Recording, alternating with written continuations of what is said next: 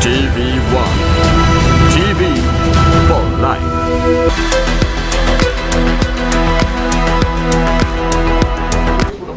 Good evening and welcome to the brief at 30 for the Newsfirst team. I'm Dipmini De Silva.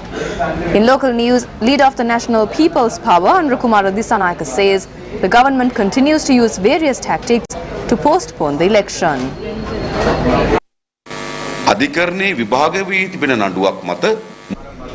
Operations at the government printer cannot be disrupted based on a case being heard in court. It only becomes law after court issues a verdict. In Sri Lanka, someone always files a case during an election. The government printer is saying ballot papers cannot be printed due to the case. It's an unlawful act by the head of the government printer based on the influence of Ranil Wickremesinghe. It is the responsibility of the Secretary to the Treasury to provide the necessary provisions based on the relevant expenditure heads. The Treasury has that responsibility. The Election Commission has requested funds for the election. It was approved by Parliament. The Secretary of the Treasury should provide the funds. At present, he is not providing the funds. This is an attempt by the President to sabotage the election by abusing his power and influencing state officials. In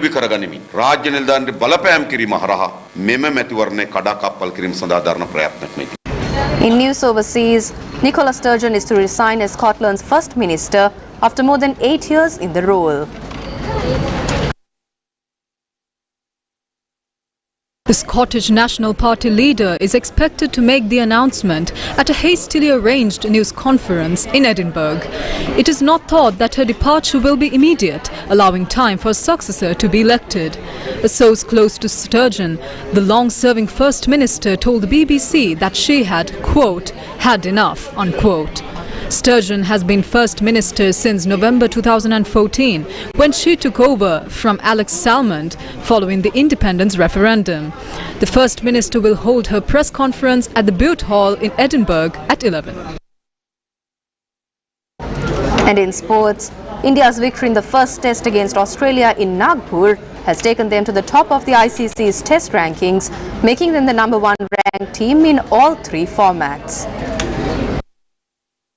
India recently became the top-ranked ODI team after beating New Zealand 3-0 in January to go with their #1 T20 ranking. They will need to win the second test against Australia in Delhi, which starts on February 16th, to stay on the top of the test rankings and also move a step closer to qualifying for the World Test Championship final in June.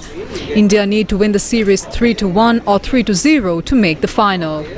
India had beaten Australia by an innings and 132 runs in Nagpur, with key contributions from R. Ashwin, Ravindra Jadeja and Rohit Sharma, all of whom rose in the rankings. With 8 wickets in the match, Ashwin moved to second in the test bowling rankings and is 21 rating points behind Pat Cummins. That's all the news for this hour. Join us again at 5:30 for more of the